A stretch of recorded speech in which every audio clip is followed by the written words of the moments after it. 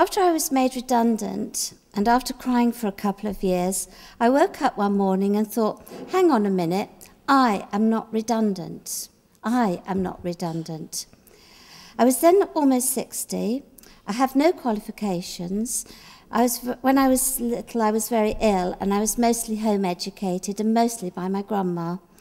Plus I live in Motherwell, which is an absolute delight, but there aren't any jobs there. So what I decided to do was to combine my love of history and storytelling and to write educational books. And Carol, who also lives in Motherwell, was also made redundant, and we decided to work together.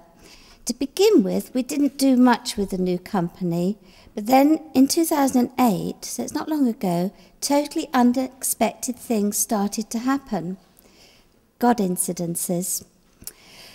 These have made Learn with Grandma known far outside of Wales. First of all, I won an international award for innovation in education, which was a bit of a surprise when you think I don't have a single qualification. But that led to me being invited to speak at International Teachers' Conference in Ukraine and at the huge e-learning conference in Berlin. The second unexpected thing was we were invited to be part of an EU funding project. Grundtvig is the name of the project, and Grundtvig was a bishop years ago who believed that people should go on learning all their life. The project was about minority languages, and as you've gathered, neither Carol nor I are Welsh-speaking, so we recruited Jean, and that's when Jean got involved. We also got help from Trinity College in Carmarthen and accepted the challenge. It brought in €20,000. And it was interesting, and it was fun. But we didn't realise this was the start of a European journey that Carol will tell you about. I just want to add one thing about that now, because I've known Carol for over 20 years, and she doesn't blow her own trumpet. Carol, with a lot of help from Rick Foot, created an end-of-project report that was so good it was mentioned in Grundtvig Dispatches. And I'm absolutely certain that the thorough report we delivered at the end of the project was paved the way for the success we've had since. The other amazing thing that happened in 2008 was that I won £10,000. They ran a competition, and you had to write out your life as a WI member and the things you do. So it included making jam and going to the Ukraine and things like that. And anyway, to cut a long story short, I made it to the top 10, and then the organisers decided to hold an online vote, and I thought, well, that's me out the window.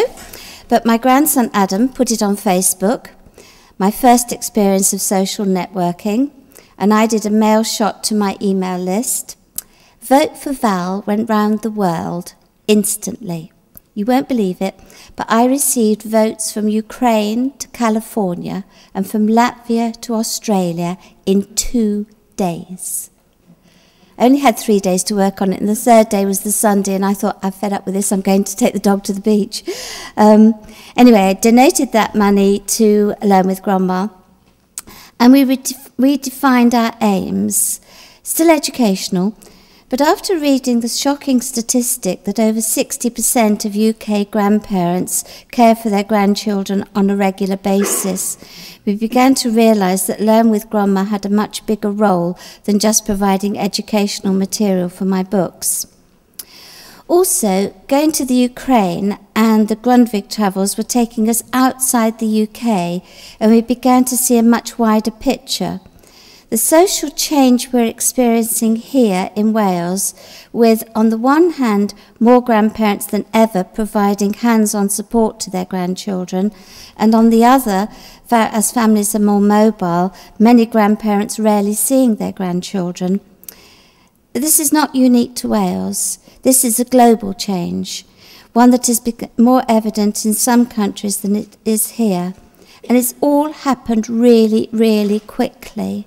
You can't imagine now what life was like 10 years ago with technology.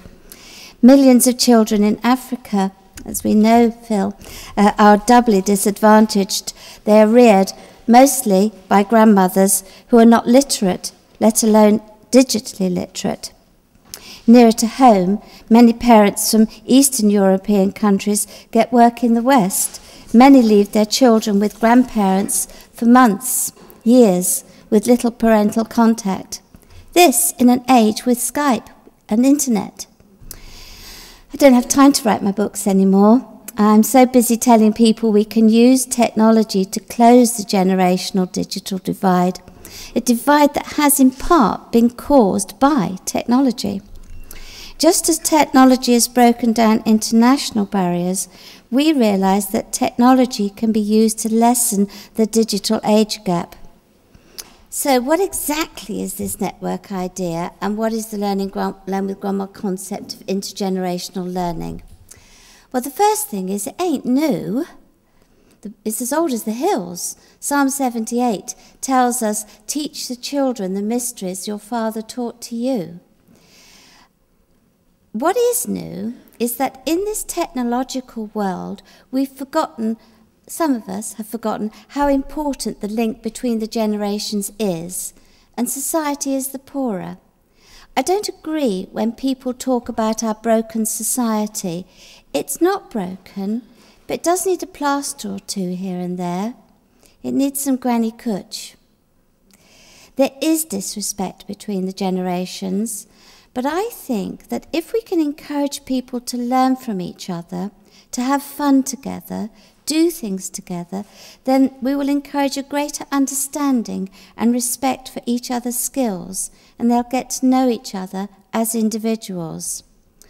The world has a rich storehouse of knowledge, and we're in danger of losing a huge chunk of those riches, and we really do only have a couple of decades before the pre-digital older people pop off.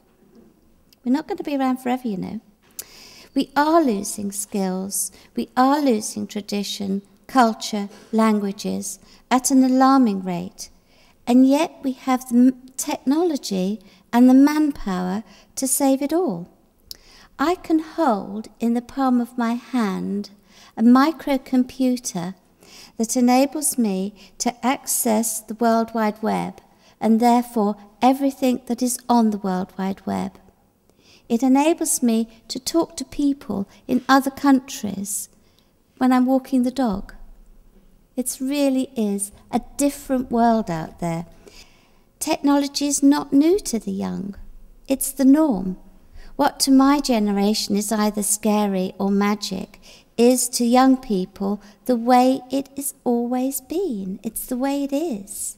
Learn with Grandma concept is not so much about what people do, what they learn, it's about the fun activities they take part in. It's that they do these things using technology as the bridge, as the enablement to pass that message on. So in encouraging more interaction between the generations, we hope to encourage greater respect and understanding, and I hope that will help heal our not broken society.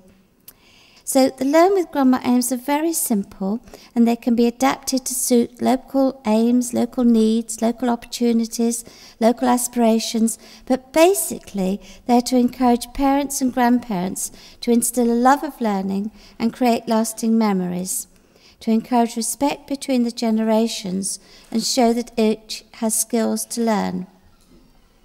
I heard of a little boy who saved his granny's life by dialing 999. He'd seen it on the telly. After I thought, ah, bless, I thought, hang on, all children should know what to do. Now, the police do a very good job in going to schools, but they don't have anything for preschool children. So I started thinking about the thousands, hundreds of older people who look after their grandchildren on a regular basis, and both sides are at risk. Yes, that was a lady that had a heart attack, but actually, you can have an accident at any age. If you're a young mum at home with a child and you have an accident, the children need to know what to do. And actually, it's less scary if you know what to do. So I thought about this very simple card. And as you see, you can have it in Welsh or in English. And it's meant to be as simple as possible, so that you can dial 999 and then you put in the postcode, you tell them your postcode, and we also added grid references, either or. Accidents can happen at any age, and this simple card can save a life. But it also gives peace of mind. Because if you're a young mum and you've got to go back to work, my eldest granddaughter now, she's just had a baby, he's 5 months old. I saw him on Sunday, he's absolutely gorgeous. And she's got to go back to work because she's had her maternity benefit. And if she doesn't go back to work, then there's a problem. Well, fortunately, her boyfriend's mum is going to take time off work to look after when her boyfriend, who's a policeman, can't be there to look after him.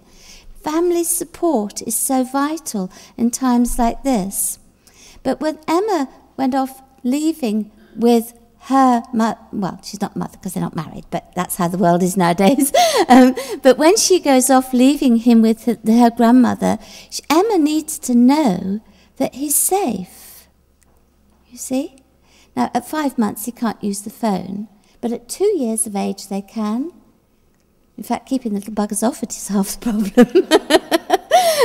They're dying. But if you can teach them how to dial for help, how to call mummy and daddy so that they can get in touch with them, how to get in touch with a neighbour, so there's support around. And that again is bringing communities back together, because it means the young parents have got to go to a neighbour and say, can we use you as the support system on this?